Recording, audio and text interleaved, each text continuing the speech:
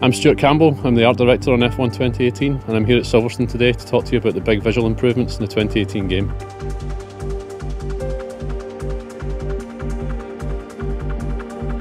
The first thing I looked at when I joined the project was where F1 2017 was visually and where we could make the biggest visual wins in the time frame that we have. The biggest win for me this year has definitely been the atmospheric system. Last year we only had a very simple height fog, but this year we've got a full atmospheric system that gives a greater sense of depth in the scene, and it makes for some really stunning vistas on some of the new tracks like Hockenheim and Paul Ricard, and also on some of the tracks like Spa and Austria where you've got extensive views.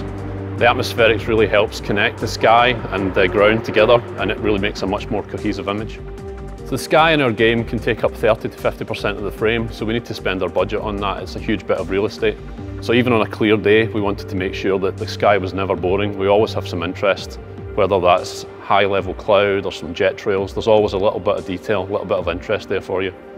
The new cloud tech makes our clouds far more believable. We've got proper response to light direction now, proper density to clouds, and you've got a much better sense of direction, where the sun is and where the opposite side of the sun is and how the light reacts from one side of the sky to the other.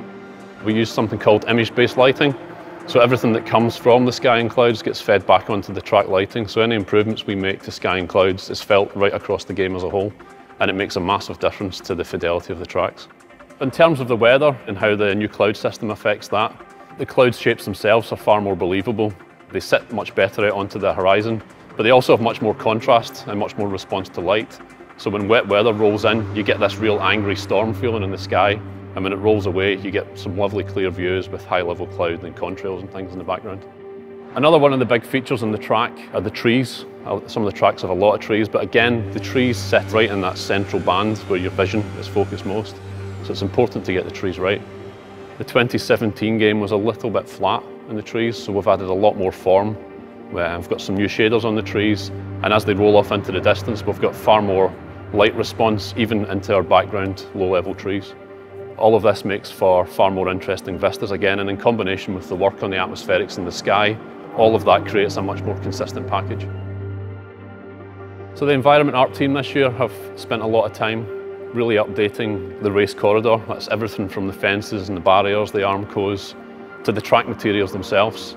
The game uses something called physically based rendering, and that allows us to create materials that are very believable. You should be able to basically look at any material in the game and be able to tell how that feels just by looking at it. Whether it's tarmac, glass, metal, wood, whatever it is, the surface response should be correct to what you see in real life. One of the most iconic things for me about F1 as a sport is seeing that heat haze on the start straight, the heat rising from the track, from the engine exhausts, and then the mirage effect that you see reflecting in the track. We've added a full heat haze and mirage system to our visual effects for this year, and it makes a huge difference in the replay cameras and on track when you're racing. Another one of the new visual effects features is the dust effects off the racing line. So you'll find that when a car travels just off the centre line, there's a lot of dust sits on the track. The cars will now release that dust into the air, so you'll get a visual feedback when you're actually not on the most accurate line that you should be. That dust will disperse as the race goes on, as it naturally leaves the track. And if the rain comes on, obviously it neutralises the dust as well.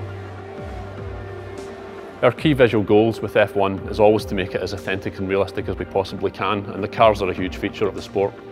Our vehicle artists go to great lengths to scan the cars in extreme detail. They then take this scan data back and they use it as a reference check when they're modelling vehicles. They can check every single little detail out and make sure everything's in the right place, from a bolt to a screw, everything's accurately represented. Character rendering is one of the biggest things we wanted to tackle this year, so we wanted to get the quality really up in this area. We've got a brand new character skin shader and brand new hair rendering as well. The skin itself interacts with light in a very specific way. We've got something called subsurface scattering that depicts how the light moves through the likes of your ears and the edges of your skin, and we've recreated all of that in our shader.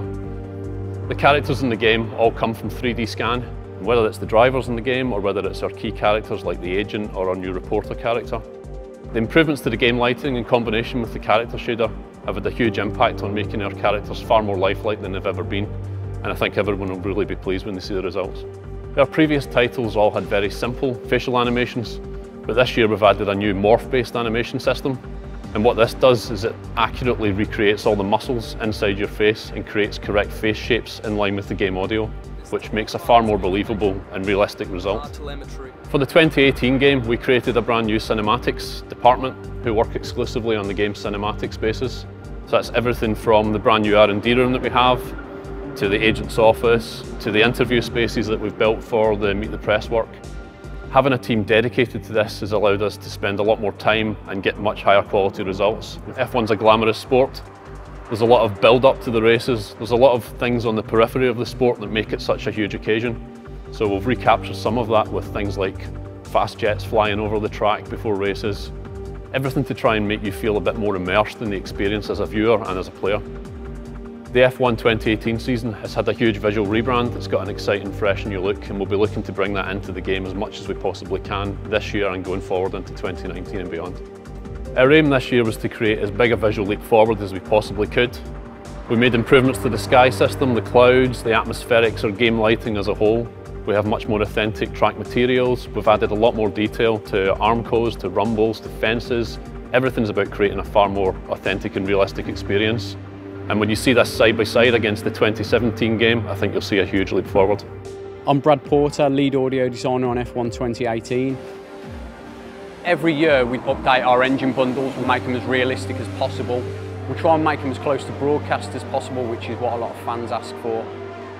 We've been over to tracks such as Abu Dhabi, Barcelona and Paul Ricard over the last year, working directly with F1 teams, going into the garages with them on test sessions, miking up the cars on board with our new radio gear, and then we're standing at the side of the track for externals. We're in the garages recording ambisonics, we're out in the paddock, we're out in the pit lane. We've overhauled the distance tones this year, and we're no longer just filtering out the bundles anymore, we're actually getting authentic sounds of F1 cars at distance and blending between the onboard and the external shots, and it's created a far more believable broadcast sound.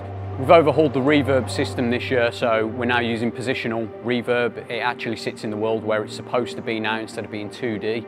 We've also overhauled the reflection system now, so on a subconscious level it gives a player an indication of how close to barriers or other objects they are. All the music is now mixed and mastered in surround. We wanted the music to feed into the expensive nature and tech of the world. So you'll notice one organic soundtrack throughout the front end. The sub-menus all follow one coherent theme, but there's slight differences between each menu, so we're trying to feed in with things like time trial. You'll hear little bits of ticking in the music. When you go into the options menu, we drop everything down and just have a subtle piano so you can concentrate on moving your settings around. From an audio point of view, the game is now sounding far more believable and far more authentic.